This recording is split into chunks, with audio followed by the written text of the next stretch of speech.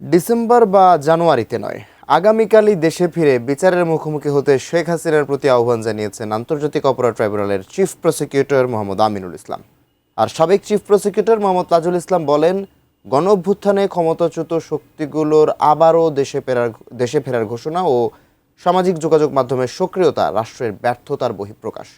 শনিবার বিকেলে শিল্পকলা একাডেমিতে জুলাই শহীদ স্মৃতি ফাউন্ডেশন আয়োজিত ২৪-এর গণঅভ্যুত্থান বিষয়ক অডিও ভিজুয়াল প্রকাশনা সিরিজের উদ্বোধনীতে তারা এসব কথা বলেন।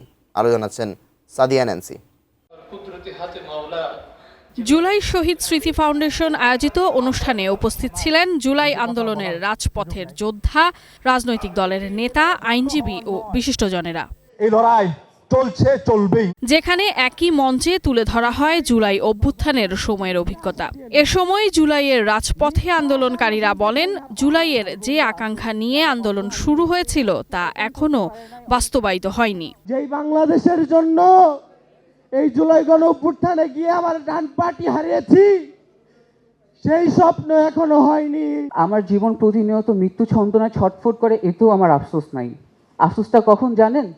যখন আমার আহত ভাই বোনদের আমি দেখি ওদেরকে মানুষ নেগলেক্ট করে। এ সময়ে জামায়াতে ইসলামের সেক্রেটারি জেনারেল অধ্যাপক মিয়া গোলাম পরোয়ার রাজনৈতিক বিভক্তি সৃষ্টি না করে জুলাই সনদ বাস্তবায়নের জন্য ঐক্য গড়ে তোলার আহ্বান জানান। জাতীয় ঐক্য প্রয়োজন। আমরা যেন নিজেরাই আবার সংখ্যাগরিষ্ঠতার ক্ষমতা পেয়ে জাতিকে বিভক্ত করে জুলাইয়ের রক্তের সাথে বেইমানি না করি, এটাই হোক আজকের প্রকাশন অনুষ্ঠানে দৃঢ় অঙ্গীকার। জুলাই কেবল একটি আন্দোলনের নাম নয়, এটি গণতন্ত্র, অধিকার ও আত্মত্যাগের এক ঐতিহাসিক অধ্যায়। তাই জুলাইয়ের সংগঠিত হত্যাকাণ্ডের বিচার কার্যক্রমে কোনো আপোষ নয়, বললেন আইনজীবীরা।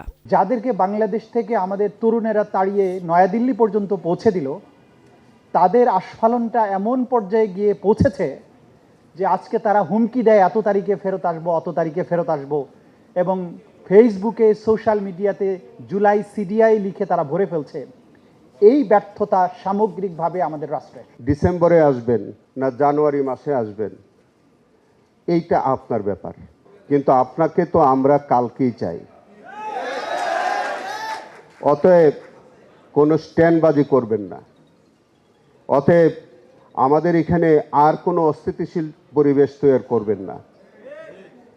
আর কোনো অস্থিতিশীল পরিবেশ বাংলার মানুষ আর কখনো গ্রহণ করবে না। অনুষ্ঠানের অন্যতম আকর্ষণ ছিল জুলাইকে ঘিরে নির্মিত থিম সঙের প্রদর্শনী।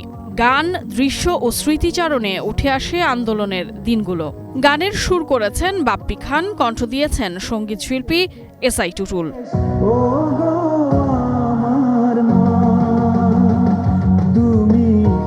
Sadia Nancy, ATN news, Dhaka.